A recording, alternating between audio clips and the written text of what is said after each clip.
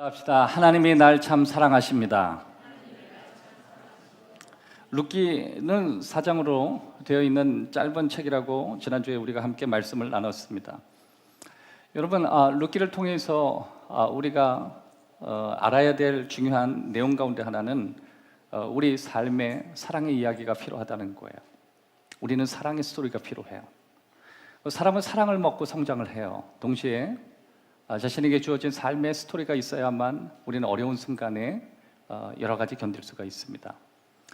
여러분, 살아오면서 여러분의 삶 속에 여러 가지 사랑의 수많은 스토리를 아마 가지고 있을 거예요. 이 룻기는 바로 이 4장을 통해서 룻이라고 하는 여성과 또 주변을 둘러싸고 있는 수많은 사람을 통해서 사랑의 이야기를 우리들에게 설명하고 있는 것입니다. 룻기는 기적에 대해서 다루고 있지 않아요. 물론 성경이 기적이 없는 게 아니죠. 성경은 여러 내용에서 기적을 다루고 있어요. 하지만 룻기는 기적이 등장하는 시대에도 불구하고 기적의 이야기가 없어요. 우리 삶에도 그럴 수 있죠. 우리 주위에 정말 많은 사람들이 하나님의 직접적인 기적을 경험하기도 해요. 근데 이상하게 되돌아보면 내 삶에만 기적이 없는 거예요. 그러나 성경은 그럴 수 있다고 이야기하는 거예요. 하지만 기적은 우리가 생각하는 미라클이라고 하는 눈에 보이는 우리를 자극하는 그런 기적도 있지만 룻기가 말하는 기적은 좀 다른 기적이에요. 사랑의 기적이에요. 위대한 사랑의 기적. 곳곳에 하나님의 흔적이 있고 곳곳에 하나님의 지문이 있는 놀라운 기적이에요. 여러분, 우리는 보여지는, 우리가 느끼고 우리가 경험하기 원하는 기적을 우리는 간절히 구하죠. 그래서 기적을 통해서 사람이 변화되기도 해요. 그러나 사랑의 기적을 통해서도 사람은 변화된다라고 하는 것입니다. 룻기는 정말 많은 내용을 가지고 있거든요. 지금 저와 여러분은 오늘까지 룻기 딱 2번의 이야기를 통해서 2개의 주제로 지금 걸어가고 있습니다. 첫 번째, 지난주에 우리가 나눴던 주제는 하나님이 우리를 얼마나 사랑하시는지, 하나님 정말 우리를 너무너무 사랑하신다. 그래서 굳이 얘기한다면 adoption, 양자됨, 입양하심. 입양은 하나님께서 알고 부르신 것이고 알고 선택하셨고 또 그렇기 때문에 우리를 너무너무 사랑하셨다라고 하는 주제로 저와 여러분이 지난주에 하나님의 사랑을 찾아갔습니다. 오늘은 그런 하나님의 사랑에 대해서 우리가 어떻게 발견하고 그런 하나님의 사랑을 우리 주위에 어떻게 흘릴 것인가에 대해서 오늘 저와 여러분이 나누기를 원합니다. 지난주에 나눴던 말씀을 여러분과 계속 반복하고 싶진 않아요. 왜 그러냐면 온라인에 보시면 지난주의 설교가 그대로 올라와 있기 때문에 그렇습니다. 지난주에 우리가 나눴던 내용은 뭐라고요? 하나님이 룻을 사랑하셨다. 어떻게 사랑하셨냐면 크게 사랑하셨다. 한번 따라 합시다. 하나님이 룻을 크게 사랑하셨다. 여러분, 오늘도 하나님께서 저와 여러분에게 주시는 메시지가 있어요. 나는 너를 크게 사랑한다는 거예요. 아멘. 하나님 나를 그냥 사랑하는 게 아니에요. 적당히 사랑하는 게 아니에요. 하나님은 크게 사랑하신다 말씀하십니다. 하나님이 자녀를 사랑하실 땐 적당한 사랑으로 사랑하시는 게 아니에요. 하나님은 큰 사랑으로 우리를 사랑하는 거예요. 찬송가에도 그런 찬양이 있죠. 그 크신 사랑이에요.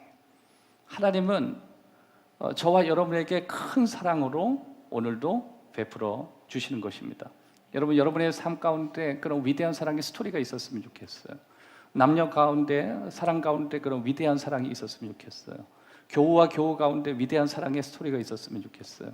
심지어 여러분의 가정 속에 큰 사랑의 스토리가 계속 이어가기를 주의 이름으로 축원합니다. 여러분, 하나님의 사랑이 얼마나 룻에게 크게 나타났냐면 예수님의 족보에 룻을 집어넣으시는 하나님의 결정이 있기 때문에 그렇습니다. 룻은 한많은 여인이었어요. 아픔이 있었습니다. 상처가 깊었어요. 그러나 하나님이 룻을 입양하신 거예요. 그래서 예수님의 족보에 하나님의 가족으로 룻은 등장합니다. 심지어 하나님께서 정말 좋아했던 예배자 중에 한 사람이 있죠. 다윗이라고 하는 인물이에요. 하나님은 다윗을 너무 사랑하셨습니다. 바로 다윗의 증조모가 바로 오늘 여러분과 함께 살펴보게 되는 룻이라고 하는 인물이라고 하는 것입니다.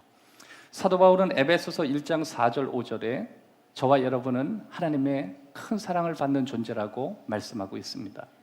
룻이 하나님의 사랑을 받았던 것처럼 저와 여러분 오늘 하나님의 큰 사랑을 받는 존재라고 하는 것입니다. 오늘 두 번째 주제는 다른 사람을 어떻게 우리가 크게 사랑하고 또 하나님의 그 사랑을 어떻게 발견해 갈 것인가에 대해서 저와 여러분이 오늘 한 걸음 더 나아가기를 원합니다. 본문으로 돌아가서 룻은 시어머니 나오미를 사랑했어요. 한번 따라합시다. 룻은 시어머니를 사랑했다. 사실 여러분, 시어머니를 사랑하는 며느리가 몇이나 될까요? 제가 말씀을 준비하면서 우리 한국 상황을 놓고 보면 시어머니가 며느리를 사랑하기가 정말 쉽지 않은 구조죠. 물론 미움이 있어서가 아니에요. 그냥 살아왔던 삶의 구조가 그렇고, 이상하게 시어머니와 며느리의 관계는 텐션이 있고 긴장 관계가 있다라고 하는 것입니다. 그럼에도 불구하고 믿을 수 없을 만큼 깊은 우정이 오늘 본문에 있어요. 하나님이 그게 가능하다고 이야기해요. 여러분, 우리 삶의 주변에 보면 시어머니와 이런 룻과의 이 며느리의 관계가 우리가 볼 때 참 믿기 어려울 정도로 깊은 우정과 사랑과 또 격려의 관계라고 하는 것을 우리가 발견하죠. 실제로 우리가 살아가는 우리 주변에도 그런 좋은 관계를 맺어가는 사람들이 제법 있다는 걸 알고 있습니다. 불가능한 얘기는 아니에요. 여러분의 삶 속에 지금 일어나는 그런 이야기예요. 여러분의 삶 속에 지금도 일어나기를 원하는 그런 스토리예요. 그런데 그것뿐만 아니라 오늘 룻기는 여러분이 꼭 읽으셔야 되는 내용 가운데 하나는 룻이라는 여성의 상황을 놓고 볼 때 다양한 상황에 놓여 있는 사람에게 주는 메시지이기 때문에 그렇습니다. 혹시 룻기를 어떤 관점에서 봐야 될까라고 할 때, 혹시 여러분이 처해 있는 상황이 나는 싱글이다 생각하면 오늘 이 룻기라는 말씀은 여러분이 깊이 있게 보셔야 되는 말씀이에요. 싱글의 의미를 아세요? 침대 더블 싱글 이거 말고 싱글. 혹시 여러분의 삶에 내가 기혼자라고 생각하시는 분, 오늘 룻과 보아스가 연결되는 장면을 보면서 기혼자의 삶이 어떠해야 되는가를 우리가 접근해 볼 수 있어요. 그러니까 오늘 이 룻기는 기혼자의 입장에서도 보셔야 될 말씀이에요. 심지어 룻은 내가 지금 이혼의 상태에 있다, 디볼스의 상태가 있다라고 하시는 분에게도 이건 굉장히 필요한 말씀이에요. 왜 그러냐면 오늘 본문에는 그러한 장면들이 나오기 때문에 그렇습니다.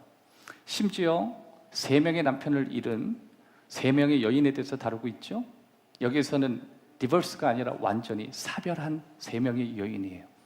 혹시 여러분의 배우자가 먼저 앞서서 이 세상을 떠난 분이 계시다면, 내가 사별의 입장에 있다라고 하면 여러분들에게 이 메시지는 굉장히 중요한 메시지예요. 그러니까 여러분, 이 룻기라고 하는 이 메시지는 단순히 룻기 하나만 보는 게 아니라 4장밖에 되지 않지만 정말 다양한 상황에 놓여 있는 사람에게 주는 하나님의 강력한 메시지예요. 이건 완벽하게 짜여진 하나님의 스토리예요. 그래서 여러분, 이 룻기를 그냥 빨리 읽으려고 읽는 것이 아니라 그런 음미하면서 하나님이 주신 마음을 느끼면서, 그리고 내 상황에서 주시는 메시지가 무엇인지 보게 되면 이 메시지는 너무 중요한 말씀이라고 하는 것입니다. 그런 상황이 어떤 상황일지 모르지만 오늘의 이 본문의 내용의 결론은 뭐라 그랬어요? 아기가 목욕하면서 끝난다 그랬죠? 해피엔딩이라고 하는 거예요. 하나님이 우리에게 주시는 스토리의 마지막은 슬픔의 전주곡이 아니라 하나님이 주시는 이야기는 행복이에요. 여러분, 저와 여러분의 삶에 지금 상황이 어떨지라도 하나님이 주시는 마지막의 결론이 행복이라고 한다는 것을 안다면 오늘 룻기를 우린 그런 관점에서 다시 살펴보아야 하는 것입니다. 왜냐하면 하나님은 우리의 삶에 필요한 우정이 무엇인지, 하나님이 얼마나 우리를 크게 사랑하시는지, 그리고 그 하나님의 그 사랑을 우리가 우리 주위한테 어떻게 표현하고 또 그 사랑을 내가 어떻게 찾아가야 할 것인지 자세하게 설명하고 있기 때문에 그렇습니다. 여러분, 생각보다 우리의 삶은 여러 가지 아름다운 선택으로 이루어진다라고 하는 거예요. 특별히 러브 스토리라고 하는 것은 사랑스러운 선택이에요. 오늘 룻기를 통해서 4가지의 사랑의 선택이 무엇인가, 그걸 통해서 우리가 하나님의 사랑을 어떻게 발견하고 어떻게 하나님의 사랑을 유지할 것인가 찾아가는 저와 여러분 되시기를 주의 이름으로 축원합니다. 첫 번째, 우리는 관계적으로 건강해져야 한다라고 하는 것입니다. 관계적으로 건강해져야 한다는 거예요. 룻기 오늘 본문 16절, 17절 저와 여러분이 다 같이 한번 읽기를 원합니다. 룻이 이르되 내게 어머니를 떠나며 어머니를 따르지 말고 돌아가라 강권하지 마옵소서. 어머니께서는 가시는 곳에 나도 가고 어머니께서 머무시는 곳에서 나도 머물겠나이다. 어머니의 백성이 나의 백성이 되고 어머니의 하나님이 나의 하나님이 되시리니 어머니께서 죽으시는 곳에서 나도 죽어 거기 묻힐 것이다. 만일 내가 죽는 일 외에 어머니를 떠나면 여호와께서 내게 벌을 내리시고 더 내리시기를 원하나이다. 아멘. 여러분, 저는 이 구절을 읽으면서요 제일 먼저 느껴지는 게 비현실적이다 이런 거였어요. 저는 우리 검단행복한 교회 이 말씀을 읽으면서 시어머니와 함께 사는 며느리들이 갑자기 쭉 지나갔어요.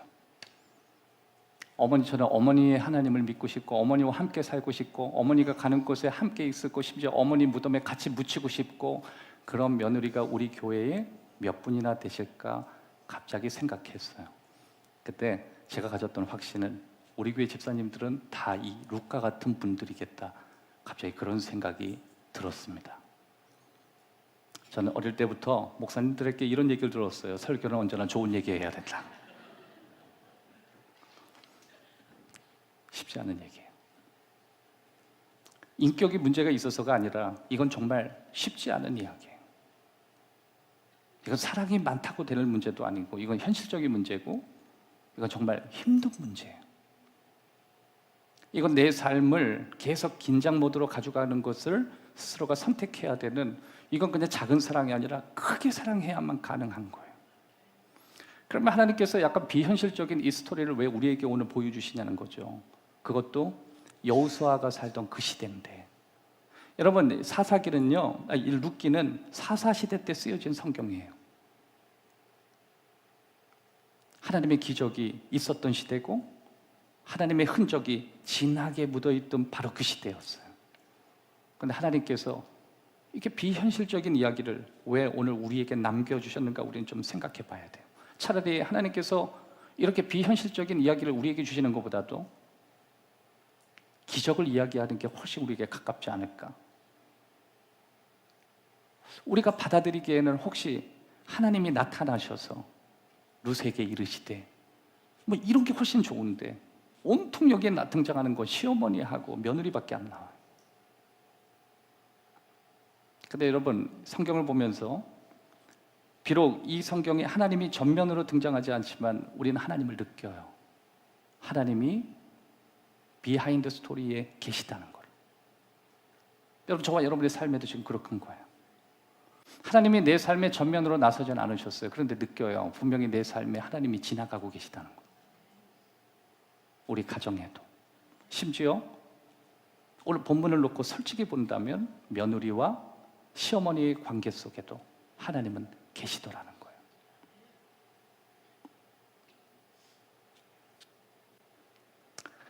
근데 오늘 본문에 보면 여러분들이 이런 관점을 한번 보시면 어떨까요? 나오미 어머니는 하나님의 관점에서, 왜냐하면 나오미라고 하는 것은 유대 여자잖아요. 하나님을 잘 믿는 믿음의 여성이었어요. 근데 룻은 누구죠? 모함 여성이에요. 이방 여인이었어요.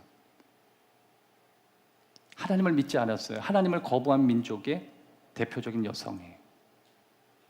근데 그 여성이 어머니를 믿는다라고 하면 그 무슨 어머니와 함께 가겠다는 건 뭐냐면 사실 종교적인 의미가 짙은 거예요. 어머니가 좋아서가 아니라 어머니가 믿는 하나님을 나도 동의하고 따라가겠다는 거예요. 모압으로 돌아가면 신앙생활을 하기 어려우니까 나는 신앙생활을 잘하기 위해서 오늘 어머니가 믿는 그 하나님을 따라가겠다.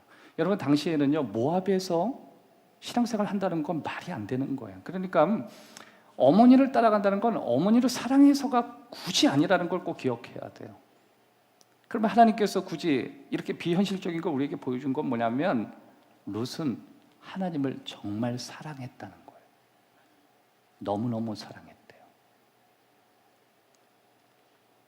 그러면 어머니라는 말 대신 하나님을 한번 넣으면 어떨까요?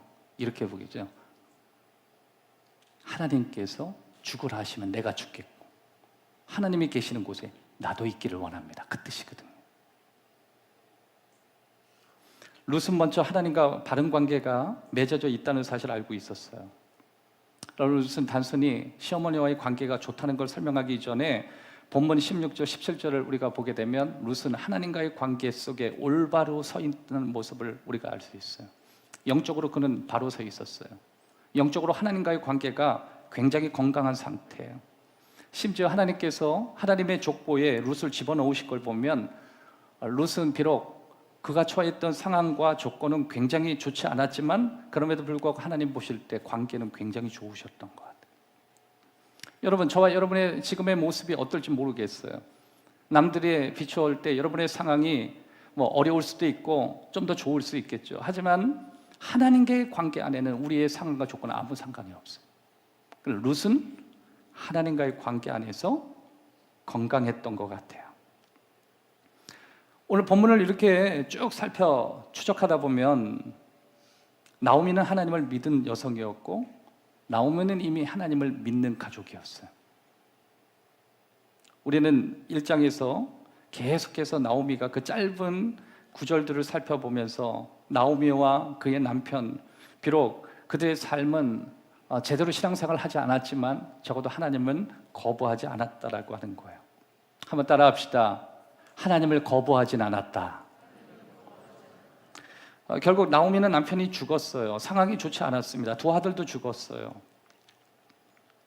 결국 나오미는 자신도 과부가 되고 졸지에 그냥 며느리가 아니라 과부 며느리가 된 거예요. 3명의 기초수급자가 생긴 거예요. 그냥 어느 정도의 사회 복지를 받을 수 있는 여성 3명이 아니라 몸을 팔아야만 생계를 유지할 수 있는 시대 배경을 본다면 이거는 가치 있는 것 자체가 그들에게 마이너스예요. 나오미의 입장에서 남편도 잃었죠. 두 아들도 잃었어요. 심지어 지금의 상황은 또 2명의 며느리도 잃어야 될 판이에요. 그래서 나오미는 뭐라 그랬냐면 난 다시 돌아갈 거다 그랬어요. 난 다시 돌아가겠다.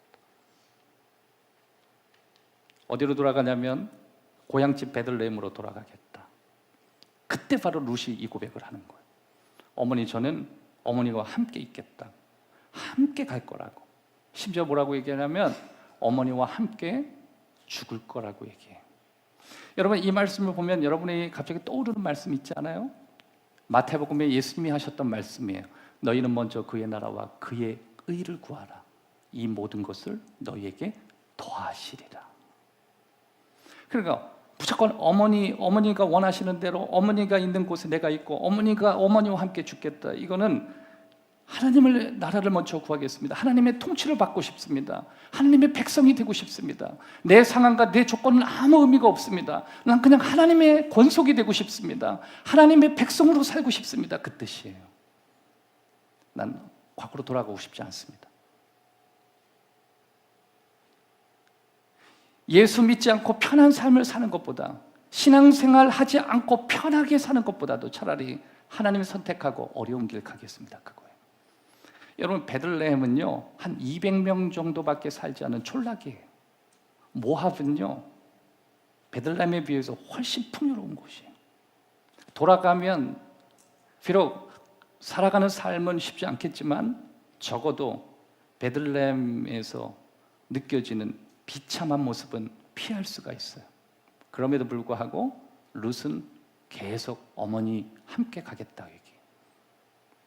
여러분, 우리가 그의 나라와 의를 구한다는 건 정말 쉬운 얘기가 아니에요.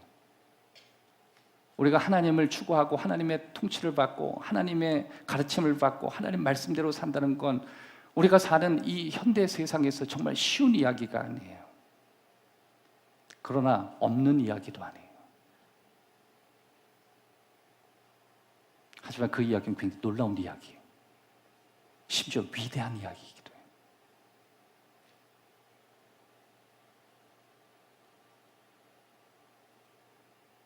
제가 집에서 굉장히 감동받은 이야기를 들었는데 사모님이 저한테 가끔 좋은 간증이 있으면 얘기를 해줘요. 근데 그 특별 새벽 기도회가 있을 때 우리 그 지휘자 우리 하윤영 집사님 딸 그 채린이가 학교에 있었던 일. 이번에 올 개근을 했거든요. 아이가 학교 가서 꼬박꼬박 조니까 선생님 물어봤나 봐요. 왜 이렇게 피곤해 하냐고. 그랬더니 선생님한테 그랬대요. 새벽 예배 하느라고 피곤하다고. 스님이 충격받는 거죠. 선생님도 새벽 예배 안 하는데 애가 초등학교 애가 꼬박꼬박 자기 너무 피곤하다고. 새벽 예배 드려서 너무 피곤하다고. 그래서 내가 이야, 선생님보다 낫구나. 저는 속으로 이런 생각했어요. 하나님, 체린이 담임선생님 믿음 약한 선생님 되게 해달라고. 그리고 아마 그 선생님이 애한테 충격받아서 그 다음 주 특세에 있을 땐 참여하셨을 거예요. 내가 애보다 못할 수 있냐. 다른 애들은 얼마나 피부가 버섯버섯하게. 그래서 애가 막 까치까치.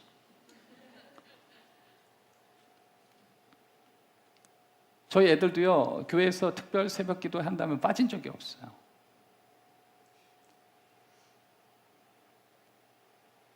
우리 가정에 어떤 애는 학교 가서 공부를 하는데 막 위로 넘어가고 뒤로 가고 막 옆으로 가고, 그러니까 친구들이 그랬대요. 너 어제 무슨 일이 있었냐고.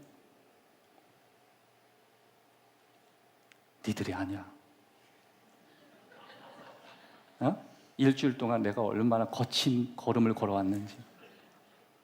여러분 혹시 직장생활 하시는 분들 있죠? 특세 한 날 막 할렐루야 오늘 은혜 많이 받았습니다 막 그러고, 그날 막 직장생활 할 때 얼마나 힘들었어. 그럴 때 아마 여러분의 마음에 오후 정도에 이런 생각했을 거예요. 이틀은 무리야. 이건 아니야. 이거 또 우리를 합리화를 시켰을 거예요. 이렇게 졸고 이렇게 막 흔들거리면서 새벽 예배 나오는 게 무슨 의미가 있겠나. 건강하게 주일 나이스하게 섬기는 막 이런 분들이 있었을 거예요. 3일째 되니까요, 서로 성도들이 남아있지도 않아 그냥 어디론가 막대 살았대요. 따라합시다. 쉽지 않다. 여러분, 하나님의 통치를 받는 건 여러분 말처럼 그렇게 쉬운 게 아니에요. 더군다나 우리가 여러 가지 조건에 불리한 조건을 다 떠안으면서 어머니가 가는 곳에 나도 있고 싶고 어머니와 함께 죽고 싶다라고 하는 것은 하나님의 나라와 의를 먼저 구하겠다는 그런 마음이에요. 그러니까 시어머니 나오미에 대한 룻의 사랑은 비현실적이에요. 여러분, 우리가 하나님 사랑하는 법 있죠. 저와 여러분이 지금 하나님을 사랑하고 하나님을 향해서 헌신하는 모습들 있죠. 이건 누가 보더라도 비현실적이에요. 여러분, 우리는 현실적으로 하나님을 믿지 않아요. 우리가 하나님을 찬양하는 상황도 비현실적에서 찬양할 때가 있어요. 우리가 기도하는 상황도 비현실적인 입장에서 기도할 때가 있어요. 하나님은 이성적이고 비현실적이고 내가 합리적이고 이런 단어를 좋아하시는 분이 아니에요. 우리가 때로는 하나님을 섬기는 때 비현실적일지라도, 심지어 그게 현실적인 삶의 모습 속에서라도 하나님이 원하시는 건 룻과 같이 그분의 통치를 구하는 거예요. 하나님의 자녀로 살고 싶습니다. 그거예요. 그러니까 여러분, 이게 룻의 모습은요, 신앙인의 모습을 볼 때 굉장히 거친 결정이기도 하지만, 그리고 모압 사람의 입장에서도 그렇고 베들레헴의 사람의 입장에서도 그렇고, 사실 그의 선택은 현실적이지 않지만 우리는 룻기를 보면서 하나님의 관점에서 볼 때 룻의 선택은 굉장히 건강한 선택이었어요. 이건 하나님과의 건강한 관계였기 때문에 가능했습니다. 이것은 하나님에 대한 룻의 사랑이었기 때문에 가능한 거예요. 여러분, 사랑은 언제나 비현실적일 때가 많아요. 여러분, 사랑이 현실로 돌아서면 계산적이 되고, 사랑이 현실적으로 둔갑하게 되면 그것은 사람을 너무 숨막히게 만들어요. 사랑은 언제나 비현실적일 때가 많아요. 심지어 옥합을 깼던 그 여인은 비현실적인 선택을 해요. 그러나 하나님은 그 선택은 위대하다고 이야기했습니다. 여러분, 보통 우리는 건강한 사람이 건강한 사람에게 매력을 느낀다고 이야기해요. 우리가 건강한 모습으로 하나님과의 관계가 건강하기 때문에 오늘 룻이 선택하는 이 시어머니를 향한 베들레헴으로 돌아가겠다라고 하는 이 선택은 굉장히 건강한 선택인 것입니다. 여러분, 보통 같은 유형의 사람들이 같은 유형의 사람들을 찾게 된다, 그렇게 이야기해요. 같은 유형의 사람들이 같은 유형의 사람들을 찾는다. 그러니까 내가 지금 연결되고 있는 사람들이 어느 정도 건강도에 따라서 그 사람을 만나게 되는 거예요. 여러분 혹시 여러분이 미혼이라면, 혹시 여러분이 누군가를 만나야 된다면 제일 먼저 여러분이 신경 써야 될 건 내가 어느 정도 건강의 척도를 가지고 있겠는가요? 여러분의 자녀들이 건강한 사람과 만나기를 원한다면 어머니가 건강해야 되고 아버지가 건강해야 되고 여러분의 가정이 건강하셔야 돼요. 전 그러기를 주의 이름으로 축복합니다. 왜냐하면 언제나 건강한 사람이 건강한 사람과 네트워크를 이루기 때문에 그래요. 따라서 여러분, 가끔 우리가 드라마에서 드라마틱한 이야기를 보잖아요. 정말 어디 공장에서, 옛날에 제가 드라마 이런 거 보면요, 공장에서 배우지 못하고 막 힘들게 막 살아갔던 그 한 여성이 회장집 아들하고 이게 눈 맞아가지고 동대문에 맨날 가서 기다렸다가 차 태워가지고 가자고. 처음에는 자기가 회장이라는 거 속이고 있다가 어느 순간 막 며느리가 이년아 그리고 막 머리를 막 찌들고 누구시냐 그러니까 이년아 네가 사귀고 있는 그 놈이다 그러면서 막. 요새 드라마는 그런 게 좀 안 나와요. 근데 저 어릴 때요 아침 드라마 맨날 그거였어요. 저는 이해될 수 없었어요. 왜 굳이 그렇게까지 머리를 끄들리고 만나야 했던? 정말 맞지 않은 스토리였어. 근데 그때는 계속 마음속에 지가 가지면 얼마나 가졌다고 저도 막 분노하고. 그러니까 아줌마들이요 막 씩씩거릴 때 다음 주 계속됩니다. 막 그러니까 다음 주 언제 기다려 그러면서 막 기다리고 그러잖아요. 그래서 꼭 다음 날 이렇게 해서 또 이렇게 보잖아요. 그러면 꼭 스토리가 그런 스토리예요. 근데 여러분 우리는 잘 알고 있어요. 그건 정말 쉬운 스토리가 아니라는 거예요. 그래서 가끔 여러분 어떤 사람들은 그래요. 아, 나도 로또 맞는 것처럼 회장집으로 한번 쓸려가고 싶다. 그게 정말 쉬운 얘기가 아니라는 거죠. 못 견딘대요. 너무 답답해서. 심지어 어떤 드라마나 어떤 이야기를 제가 이렇게 듣다 보면요, 외국어를 하나도 못하는 며느리가 진짜 온통 외국어로 도배된 집안으로 가는데 대화를 프랑스어로 한다 하죠. 그래 쳐다보면서 프랑스어로 하는데 그걸 알아듣는 사람이 왜 욕을 하냐고 막 그러는데 며느리는 뭔 말인지 모르고 계속 쳐다만 보는 거. 피식 웃는 그런 장면들. 여러분 표정 보니까 하나도 모르겠다는 지금 표정이에요. 여러분 드라마를 좀 보시기를 바랍니다.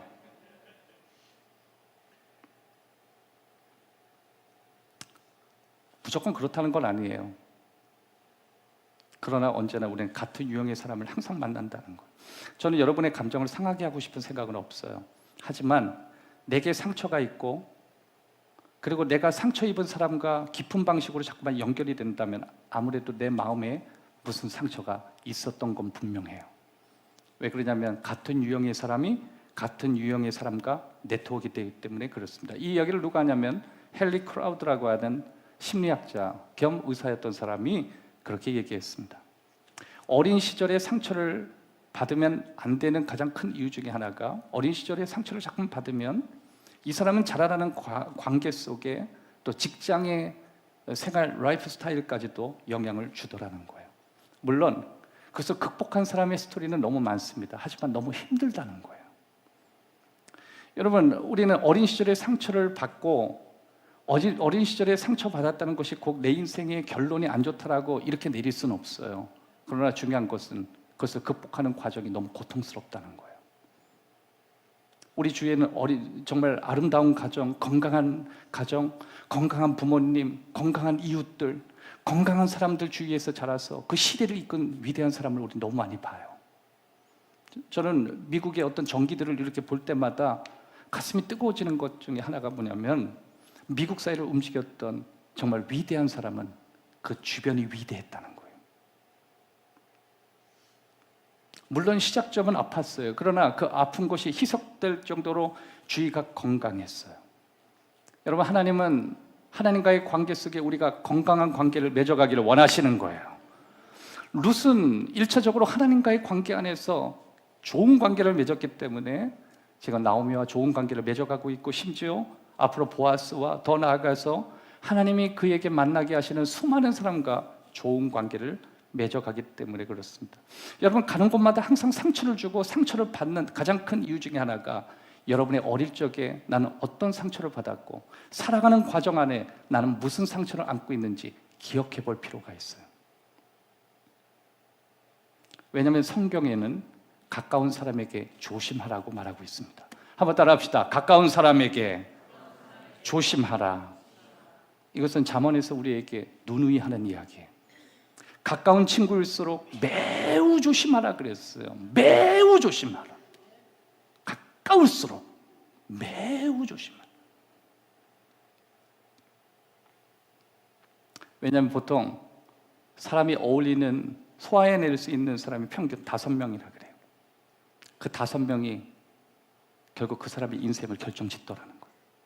여러분, 원 안에 있는 5명. 그건 이미 여러분이 중심에 있고 5명이 둘러 있다면 이미 그 주변의 5명이 여러분이라고 생각하면 돼요. 그래서 여러분, 언제나 우리는 우리 주위에 5명을 선정할 땐 굉장히 신중해야 돼요. 모든 사람과 두루두루 지내는 건 좋아요. 하지만 여러분에게 영향을 주는 5명에 대해서는 신중하십시오. 왜냐하면 그 사람은 여러분에게 영향을 주고 있기 때문에 그래요. 말이든 감정이든 생각이든 심지어 내가 살아가는 삶의 모든 것이. 그 중에 첫 번째가 자기 부모 아니에요? 여러분, 이것을 아는 부모는 자녀에게 그렇게 쉽게 하지 않아요. 왜 그러냐면 자녀에게 직접적으로 큰 영향을 줄 수 있기 때문에. 그래서 여러분, 엄마를 보면 그 딸을 보라 그래요. 위험한 말이에요. 굉장히 무서운 말이에요. 여러분, 오늘 여기 오신 엄마들 복음을 듣고 가시는 거예요. 여러분에게 오늘 기회가 온 거예요. 여러분의 딸이 있다면 여러분의 딸의 인생을 바꿔놓을 수 있는 기회예요. 절대로 그 딸을 먼저 보지 않아요. 그 엄마를 먼저 봐요. 그래서 여러분, 가족을 볼 때 엄마부터 본다 그래요. 권사님 맞아요? 이거 무서운 말이에요. 그러니까 우리는 막 첫눈에 빠졌어요. falling love 막 이런 얘기 많이 하겠다. 여러분, 근데 결정적인 결론을 내릴 땐 그 엄마를 보면서 결정하게 돼 있거든. 그래서 여러분, 사실 가장 좋은 거는요, 가족과 가족이 볼 때 밥을 먹는 자리에서 그 사람의 엄마를 봐야 돼요. 엄마가 사나우면 끝끝내 사나운 게 나오더라고요. 목사님 처음에 뭐 해피엔딩이라고 했다면서요. 끝에는 이게 좋은 거예요. 안 좋은 거 다 제가 내보내고 이게 좋은 거 이게 다 올 거예요. 헨리 크라우더 박사가 지금 하는 얘기를 제가 하는 거예요. 여러분, 혹시 책을 볼 수 있다면 I'm Falling in Love라고 하는 책을 찾아보시면 돼요. 물론 그것은 한국말로 안 돼 있습니다. 원서로 돼 있습니다. 인생에서 가장 가까운 사람이 누구인지 매우 신중하게 선택하라고. 그리고 그들과 사랑을 맺어가고, 그리고 그 사람을 통해서 당신이 영향을 받도록. 그래서 우리는 스스로에게 질문해야 돼요. 나는 하나님과의 관계에서 얼마나 좋은 관계를 맺어가고 있는가요? 저는 여러분, 우리 아이들이 있어요. 저는 우리 아이들이 아무나 만나기를 저는 원하지 않아요. 저는 누구와 어울리라고 이야기해요. 누구든지 어울리라고 얘기해요. 그러나 가까이 두는 것에 대해서는 아무나 만나지 말라고 이야기해요. 그것은 굉장히 오랜 시간으로 바라봐야 돼요. 왜냐하면 그것은 너의 인생에 직접적으로 영향을 끼치기 때문에 그렇다. 저는 저뿐만 아니라 우리 가족, 우리 주위, 내 형제, 가족 모두가 다 잘 되기를 바라요. 이런 원칙 가운데 그들이 세워지기를 바라요. 두 번째, 우리는 관계를 맺음에 있어서 주의를 기울여야 돼요. attention. 지금 룻과 보아스가 둘 다 하는 일이에요. 여러분, 보아스는요, 룻이 보아스를 보기 전에 이미 룻을 봐요. 보아스는 자기 밭에서 일하러 온 룻을 보고 룻을 발견해요. 그리고 룻이 보아스가 누군지 보아스에게 관심을 갖기 이전에 보아스는 멀리에서 룻을 바라보고 룻의 움직임을 주의 깊게 보기 시작합니다. 그것이 오늘 여러분이 보게 되는 2장 5절에서 7절까지 스토리예요. 이것도 여러분과 함께 읽기를 원합니다. 다 같이 한번 읽겠습니다. 시작. 보아스가 베는 자들을 거느린 사한에게 이르되 이는 누구의 소녀냐 하니 베는 자를 거느린 사한이 대답하여 이르되 이는 나오미와 함께 모압 지방에서 돌아온 모압 소녀인데 그의 말이 나로 베를 자를 단에서 이삭을 죽게 하소서 하였노. 잠시 집에 와 지금까지 계속한. 이런 보아스가 배를 자르는 자들을 거느린 사한에게, 그러니까 관리자에게 물어보는 거예요. 저 소녀 누구야? 저 소녀 누구야? 주목하기 시작하죠. 그랬더니 그 사람이 쭉 이야기해요. 스캔을 해주는 거예요. 아, 제 고향이요 원래 모압인데요, 그 시어머니하고 함께 있대요. 남편이 있고 혼자 있는데 그 자기 고향으로 안 돌아가던데요. 원래 모압 소녀예요. 근데 어머니 따라서 이 고생하는데 참 어려운 길, 뭐 하나님 믿는다고 뭐 이렇게 왔대요. 그래? 그리고 자신한테 부탁까지 했대요. 이삭을 좀 죽게 해달라고. 여러분, 여기서 여러분이 그 사회적인 어떤 분위기를 알 필요가 있어요. 당시에 밭은요 마을 밖에 있었어요. 그러니까 밭에는 낯선 사람이 이 밭이 주인이 누군지 잘 모르는 거예요. 그러니까 룻은 이 밭의 주인이 보아스인지 잘 몰라요. 그런데 보아스는 알아요. 보고를 받으니까. 그럼 낯선 소녀가 알바 좀 하기를 원한다고 하니까 그래? 뭐 때문에 하는데 모압에서 오는 소녀인데 어머니가 나옴인데 이게 우리 이스라엘 사람이래요. 사연이 있대요. 비하인드 스토리가 있대요. 아프대요. 먹고 살 길이 없대요.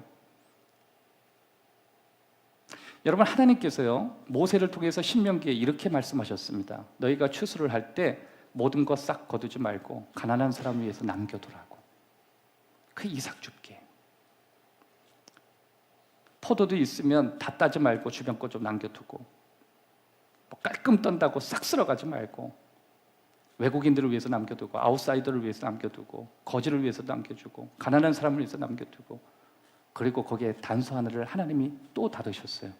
과부를 위해서 꼭 남겨라. 과부를 위해. 따라합시다. 과부를 위해서 모든 걸 거두지 마라. 이건 여러분 하나님께서요 당시의 사회적인 보장을 기초적으로 해두신 거예요. 오늘 얘기한다면 미국으로 얘기하는 로인컴이에요. 저소득층을 위해서 국가가 보장하는 기초수급이에요. 세상을 살아갈 수 있도록. 과부들은 희망이 없으니까.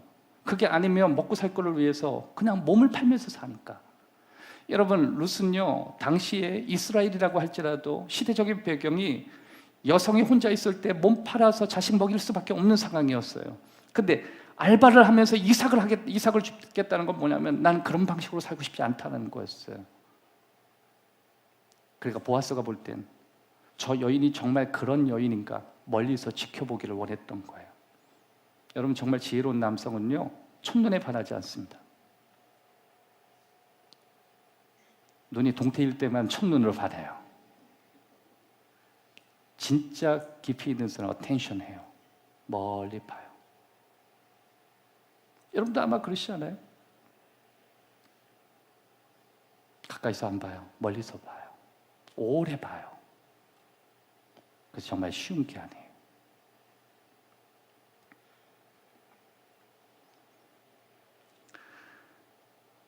보아스는 이제 이 룻이 나오미를 며느리를 어떻게 돌보고 있는지 자세히 정보까지 다 들어서 정보도 듣고 하는 행동도 봐요. 근데 또 뭐 아무리 좋은 삶을 산다고 해도 어머니가 볼 때는 또 다를 수 있잖아요. 그러니까 보아스가 직접 본 거예요. 그랬더니 하는 말이 성실하대요. 남들은 다 끝나고 집에 돌아가는데 하나 더 거두겠다고 여태 남아 있대요. 집에 안 간다.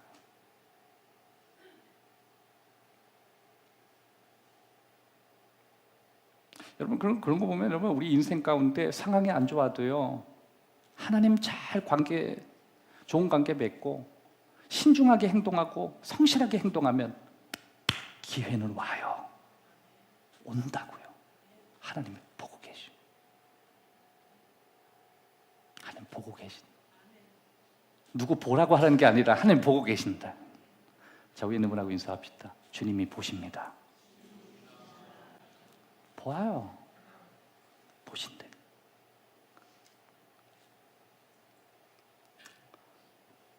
여러분, 우리의 말과 행동에 세심한 주의를 기울여야 될 필요가 있죠.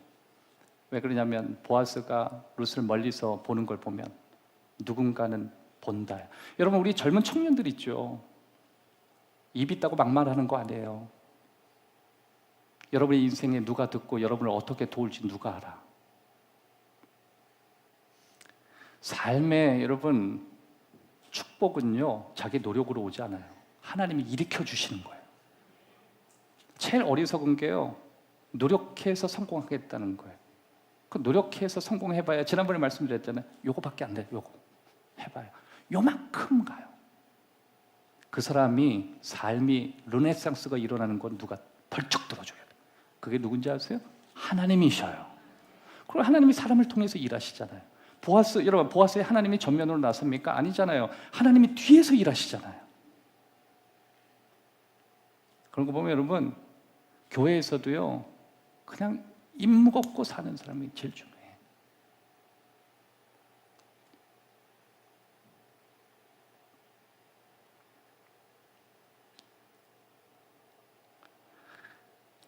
그녀가 하나님을 얼마나 사랑했는지, 룻 삶에 어떤 비하인드 스토리가 있는지 그 사연들이 다 있거든요. 그런데 여러분, 사연은요, 나오미와 룻만 있는 게 아니에요. 보아스도 사연이 있어요. 보아스도 사연 있는 남자예요. 마태복음 1장 5절, 충격적인 이야기 하나 알려드릴게요. 다 같이 한번 읽겠습니다. 시작. 살몬은 라합에게서 보아스를 낳고 보아스 오벳은 이새를 낳고. 여기서 보아스 엄마가 누구예요? 라합이에요. 라합 여러분 많이 들어보지 않았어요? 여리고성을 점령할 때 여호수아와 함께 갈 때 빨간 줄을 창틀에서 내려준 여성. 여러분, 성벽 위에 산다는 건 당시에 청량리 뒤에 매춘하는 사람이 사는 동네를 성벽 위에서 살았어요. 그러니까 보아스의 엄마는 매춘녀들이 사는 동네였어요. 여러분, 보아스 엄마는요, 매춘하면서 살았어요. 창녀였다고요. 근데 그녀는 창녀로 시작했지만 훗날에 예수님의 족보에 들어가요. 그리고 그녀는 처음부터 깨끗이 산 사람이 아니에요. 그녀는 정말 삶이 복잡하고 지저분하게 산 건 맞아요. 과거가 있었어요. 아픔도 있었어요. 지저분하게 살았어요. 맞아요. 깨끗하지 않았어요. 그러나 그가 어느 순간 정탐꾼들을 숨겨주면서 그의 신앙의 고백을 하게 돼요. 나는 하나님께서 홍해를 가르셨다는 사실을 알고, 그 하나님께서 우리 민족을 멸하실 것도 알고, 이스라엘 하나님이 세상에 유일무이하신 하나님이라는 거 나도 알고 있다. 나도 너희와 함께 너희 나라에서 하나님을 섬기고 싶다. 그게 누군지 아세요? 보아스 엄마예요. 보아스는 알고 있었어요. 홀로 산다고 다 지저분하게 사는 게 아니라는 거. 우리 엄마의 헌신과 우리 엄마의 결정이 우리 가문을 이뤘다는 것, 그는 잘 알고 있었어요. 우리 엄마가 하나님으로 신앙생활로 나를 키워서 오늘 이 거대한 땅의 주인인 내가 되었고 우리 가문이 일어났다는 거 자신을 알고 있었어요. 보아스는 사연이 있었어요. 홀로 됐고 사연이 많고 세상 말로 재수가 너무도 없는 3명의 남편을 잃어버린 과부 세 여인을 바라보면서 저들에게도 비하인드 스토리가 있을 거라고 그는 생각했던 거예요. 여러분, 보아스는 아픔이 있는 사람이었습니다. 보아스는 상처가 있는 사람이었어요. 그래서 그 상처로 인해서 여성을 바라볼 때 주의 깊게 볼 수 있는 눈이 있었던 거예요. 여러분, 주의 깊게 빈다는 것은 그 사람을 스캔하고 그 사람을 알아보기 위해서 떠본다는 게 아니에요. 신중하게 사람을 평가해서는 안 된다는 생각을 가지고 있었어요. 왜? 우리 어머니도 그런 평가받고 살지만 그렇게 사람을 낙인 찍어서는 안 된다고 생각했거든. 여러분, 저는 그 말에 동의해요. 왜 그러냐면 저희 아버지가 술을 드셨어요. 저희 아버지는 평생 잠언서와 전도서밖에 보지 않았어요. 하지만 저희 아버지는 지성인이었어요. 생각이 깊었어요. 정말 좋은 종교인이 되고 싶었어요. 하지만 술의 노예가 되셨어요. 그렇지만 너무 힘들고 어려울 때 하나님을 울부짖었어요. 저는 그래서 술을 드시는 분들이 다 믿음이 없다고 말하지 않아요.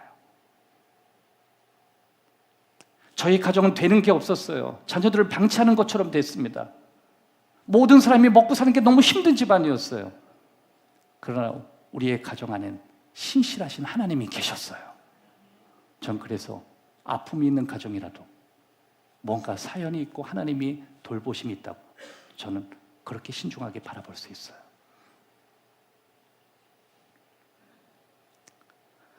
여러분 생각해 보세요. 보아스가 그 돈 많은 사람이 자기 엄마가 창녀였는데 남들이 볼 땐 이렇게 얘기했을 거예요. 저런 여성과 만나봐야 네 인생 마이너스라고. 당신 돈이 이렇게 많고 화려한 여성과 만날 수 있고 좋은 가문의 여성과 만날 수 있다. 그럴 때 보아스가 아니라고 그러면서 룻을 끊임없이 주시해서 보잖아요. 결국 여러분 우리가 뭘 알 수 있어요? 바로 이 룻이 다윗의 할머니가 된다는 거예요. 맞아요. 보아스가 보았던 관점이 맞았던 거예요. 여러분 절대 첫눈에 반해서는 안 돼요. 첫눈에 반한다는 건 위험한 거예요. 첫눈에 사랑을 느낄 수는 있어도 거기에 빠져들어갈 수는 없는 거예요. 왜냐하면 사랑은 오래 걸리거든요. 깊이 봐요.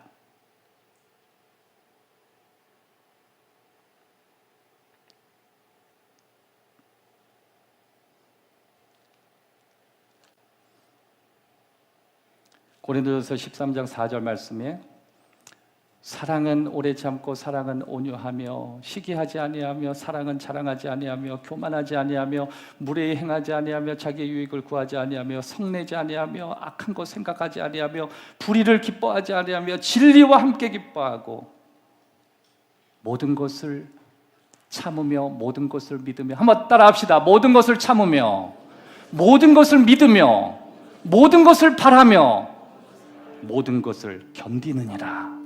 사랑은 언제까지 떨어지지 아니하되 예언도 패하고 방언도 그치고 지식도 패하리라. 여러분 여기에서 사랑은요 동사로 나와요. 사랑은 행동하는 거였어요. 신중하게 하는 거였어요. 진지하게 하는 거였어요. 사람을 진지하게 보는 거예요. 깊이 있게 보는 거예요. 여기 젊으신 분들 있죠. 사람을 깊이 보십시오. 멀리서 보십시오. 주시해서 보십시오. 가까운 사람을 조심하십시오.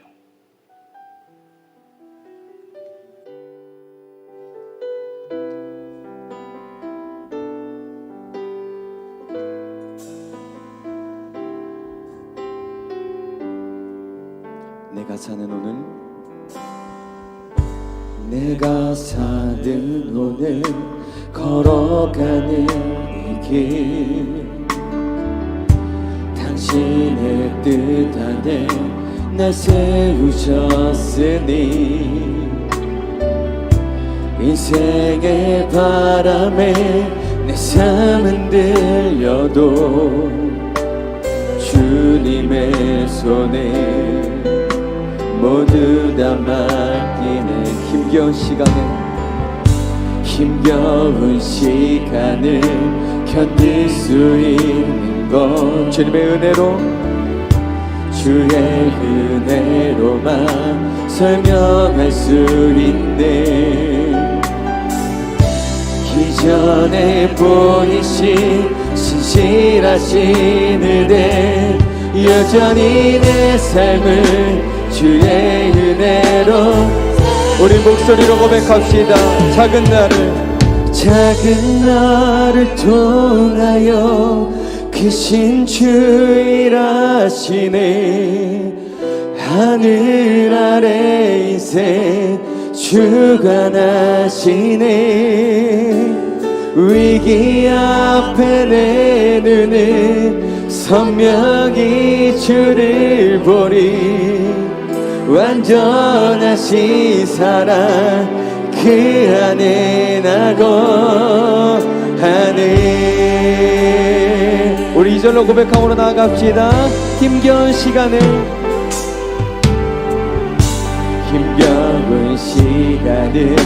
견딜 수 있는 것 오직 주님의 은혜로만 주의 은혜로만 설명할 수 있네. 이전에 보이신 신실하신 은혜 여전히 내 삶을 주의 은혜로 우리 믿음으로 고백합시다. 작은 나를 통하여 크신 주 일하시네. 하늘 아래 있세 주가 나시네. 위기 앞에 내 눈은 선명히 주를 보리. 완전하신 사랑 다시 한번 더 우리를 통하여 일하신 주님을 믿음으로 고백하며 작은 나를 통하여 크신 주 일하시네. 아멘. 하늘 아래 있세 주가 나시네.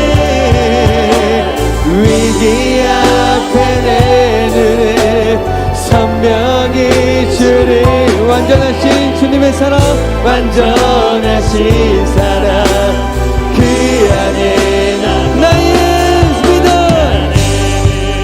나의 믿음 주께 드려. 나의 삶이 주를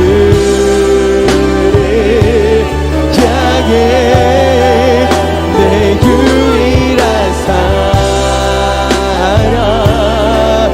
되신 주께 나의 모든 삶을 내 삶들이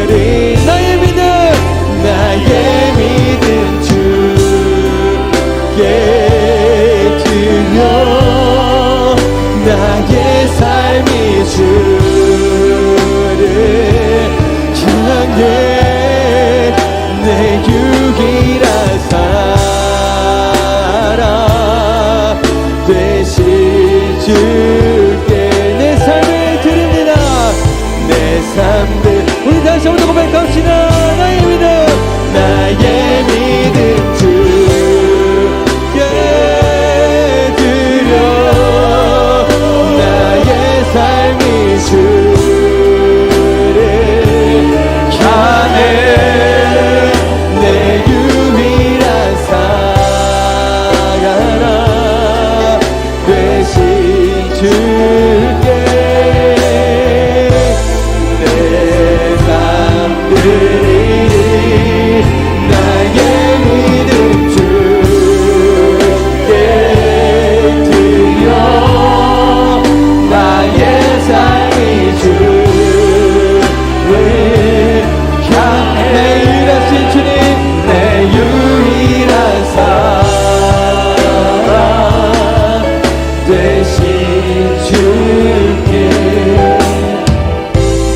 내 삶들이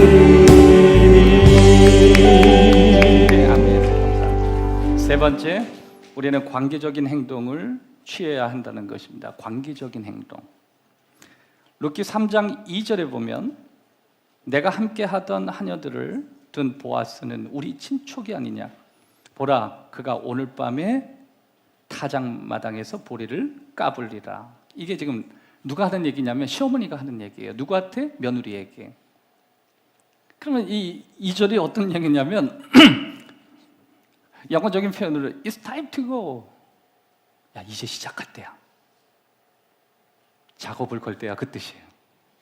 이런 시어머니가 몇이나 있을까요? 야, 보아스가 이제 등장할 때 너 그때 잘 만나야 돼. 왜냐하면 이스라엘은요 친척 가운데 썸을 타게 만들었거든요. 친척끼리 뭔가 해야 될 타이밍이라는 거. 자, 3절 다 같이 한번 읽겠습니다. 시작. 그런즉 너는 목욕하고 기름을 바르고 의복을 입고 타작마당에 내려가서 그 사람이 먹고 마시기를 다 하기까지 그에게 보이지 말고. 여러분 그게 뭐 그런 거 아니에요? 여러분 향수 막 뿌리고 얼굴 찍어 바르고 있다가 가장 정확한 포인트에 짠하고 나타나는 거 아니에요? 그럴 때 보아스가 와우 막 이러게. 여러분 여성들이 하지 말아야 될 거 대낮에 만나기로 선택하는 거 아니에요? 밝은 날 여성들이 물론 뭐 자신이 있을 수 있겠죠.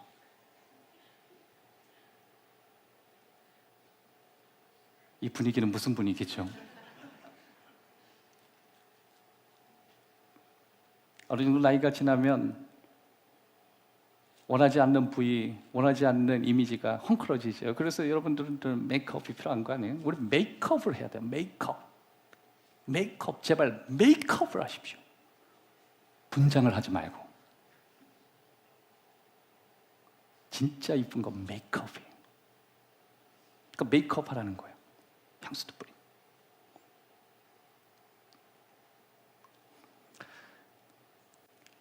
너가 뭔가 의미 있고 무언가 관계적인 행동을 할 필요가 있다는 거예요. 여러분, 룻기는 기적이 없는 책이라 그랬어요. 근데 이 속에서 하나님의 지문을 볼 수가 있는 거예요. 여러분, 지금 나오미가 하는 행동은 하나님을 의식한 행동이 아니에요. 여기 뭐 하나님이 하라고 하신 것도 아니고 이건 그냥 삶의 스토리예요. 그들이 목욕하고 그들이 향수도 뿌리고 막 자신이 어떻게 준비하고 접촉할까 막 부단히 노력하는 거예요. 그런데 여기에서 하나님이 전면으로 나오지 않지만 분명한 거 하나가 있어요. 하나님의 흔적이 자꾸만 느껴진다는 거예요.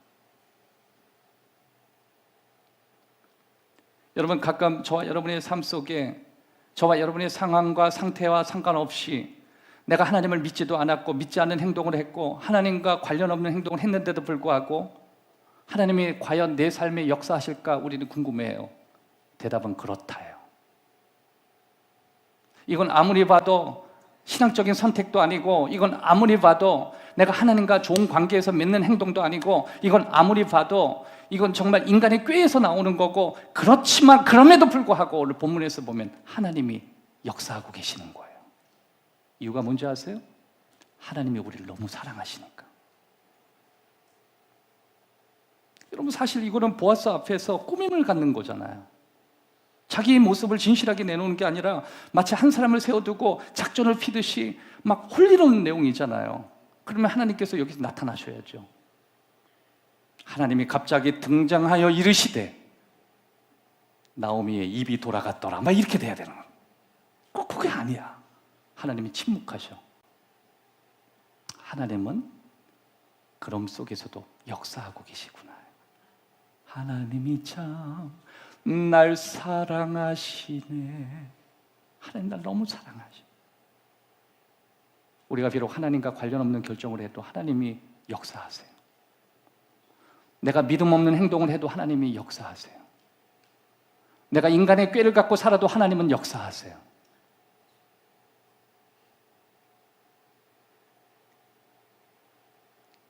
우리가 하나님을 거부한다 할지라도 하나님이 나를 선택하셨다면 역사하세요. 난 하나님의 자녀니까. 우리 그거 붙들고 나가야 돼요. 나 하나님의 자녀다. 나 하나님의 자녀다. 나 하나님의 자녀다. 그래서 여러분, 하나님은요 우리를 사랑하셔서 행동을 취하고 계시잖아요. 하나님이 우리를 지키시고 우리를 보호하시고 우리와 함께 하시고 하나님은 계속 액션을 하시거든요. 관계적인 액션을 해요. 그건 뭐냐면 하나님과 자녀가 되었기 때문에 그 릴레이션십 안에서 관계하시는 거예요. 그러니까 저 사람과 내가 아무 관련 없는데 하나님이 그냥 지나가다가 선을 행하시는 거 아니에요. 자녀니까 하시는 거예요. 하나님의 자녀니까. 마지막 네 번째, 우리는 영적인 하모니를 우선시해야 합니다. 영적인 하모니. 고린도후서 6장 14절에 보면 너희 믿지 않는 자와 멍에를 함께 매지 말라. 의와 불법이 어찌 함께하며 빛과 어둠이 어찌 사귀며. 한번 따라합시다. 믿지 않는 자와 멍에를 매지 마라. 사랑하는 여러분, 사도 바울은 이렇게 얘기해요. 하나님을 거부하는 사람과 동력자 되기를 거절하시라고. 사랑하는 우리 싱글 여러분, 믿지 않는 사람과 교제하지 마십시오. 아무리 착해도 교제하지 마십시오. 차라리 믿는 사람과 교제하십시오. 여러분, 우리는 호환되는 사람과 만나야 돼요. 호환이 되는 사람. 여러분 가끔 여러분의 삶 속에 그런 사람들을 만나거든요. 어떤 사람들을 만나냐면 남편은 저축하는 사람인데 아내는 쇼핑을 좋아하는 거예요. 둘이 안 맞아요. 남편은 계속 뭐 저금해야 된다고 외치는데 아내는 계속 뭘 사야 된다고 외치고. 그러면 우리 항상 그래요. 안 맞는다고. 뭐 안 맞으면 헤어져야 된다. 아니에요. 그렇게 할 수 있어요. 그 속에 하나님 계시면 호환이 돼. 따라합시다. 호환이 된다. 심지어 여러분 남편은요 올빼미야. 밤에만 말똥말똥해.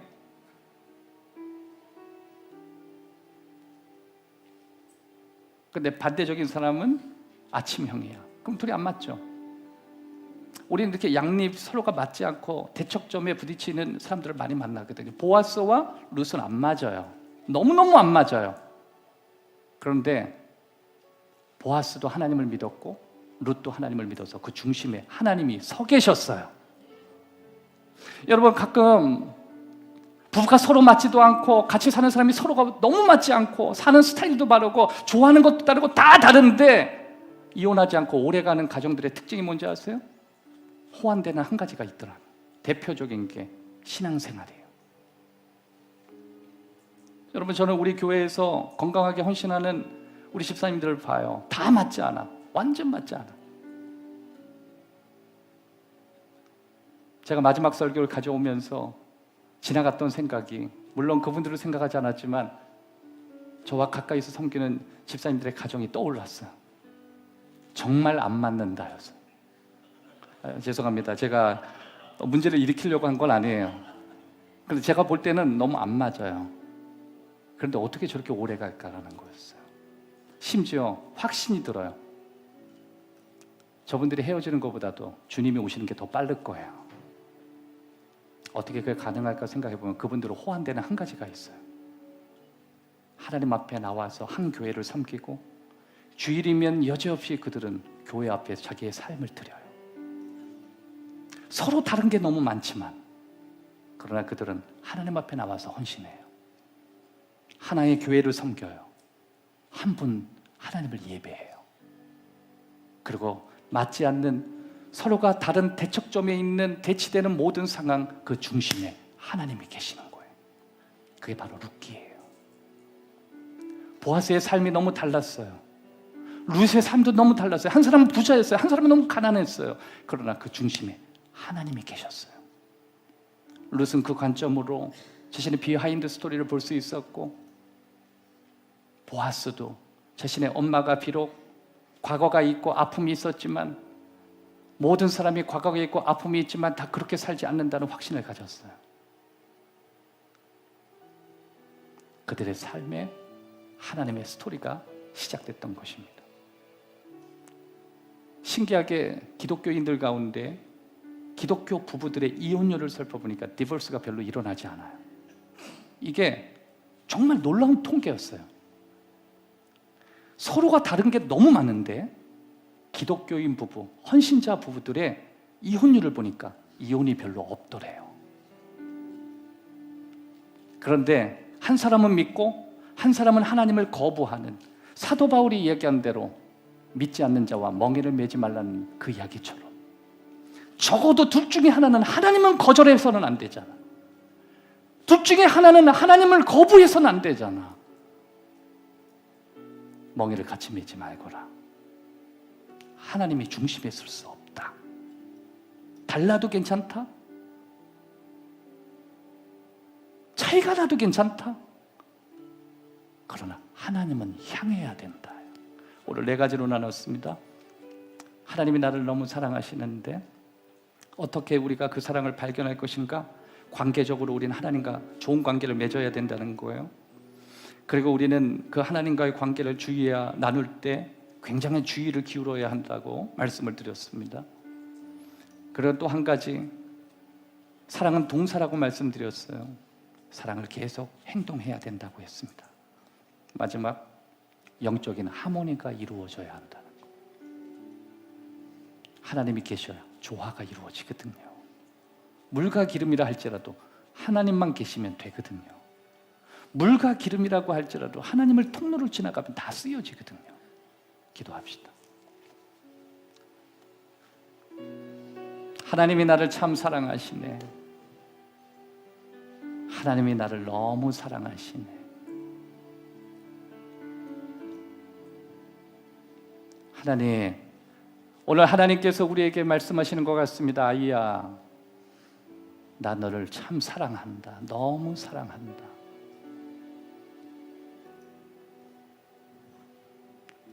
내가 나를 바라보지 않을 때에도 난 너를 바라보았고, 내가 나를 의식하지 않고 행동한다 할지라도, 그것이 나를 의식하고 행동하지 않는 순간이라 할지라도 난 너를 지켜보았다라고 말씀하신 그 사랑을 기억합니다. 하나님, 내 상황과 내 처지가 그렇지 않더라도 당신의 통치를 받고 싶습니다. 당신이 있는 곳에 내가 있고 싶고, 당신을 예배하는 곳에 기꺼이 예배하고 싶습니다. 그렇게 내 삶을 드리고 싶고, 그렇게 통치를 받고 싶습니다. 하나님, 룻은 그렇게 고백했습니다. 그리고 하나하나 하나님의 사랑을 발견했습니다. 온라인으로 예배드리는 우리 행복한 교회 가족들에게 그런 회복의 은혜가 있게 해 주옵소서. 오늘 현장에서 예배드리는 모든 분들에게 놀라운 변화와 새롭게 주신 아버지의 사랑이 남겨있는 자신의 삶 속에 새로운 변화가 일어나게 하여 주시옵소서.